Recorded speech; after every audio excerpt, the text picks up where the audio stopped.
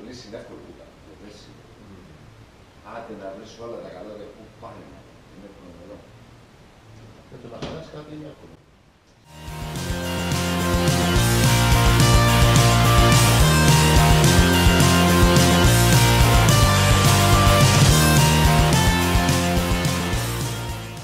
Τι είναι αυτό?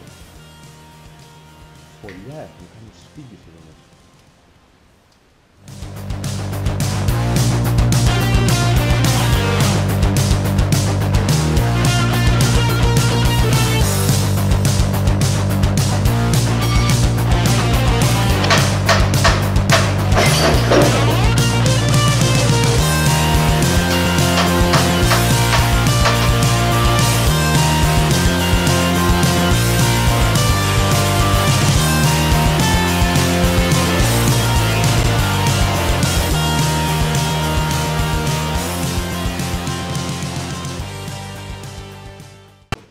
Αγαπητέ, πάρε την καραγκίτσα και τα σουλάτσα μας λιγάκι. και κάτσε χαμηλά.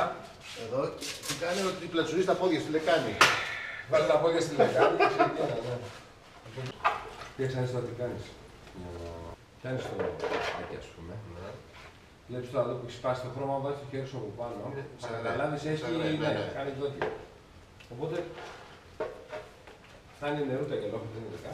Δεν θέλει πολύ δύναμη. Βλέπεις πώς γίνεται το χρώμα, σιγά σιγά. Αυτό το βγάζει τώρα. Πάλι το χέρι σου έτσι. Συνήθως. Δεν θέλει πολύ, γιατί το πολύ δεν θέλουμε να βγει το πλαστικό από μέσα.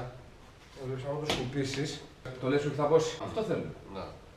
Εδώ τώρα σου που έχει καλοπατάκι, αυτό όταν βάψουμε θα φανεί. Εδώ τώρα θα βάλεις λίγη δύναμη παραπάνω, έτσι τοπικά.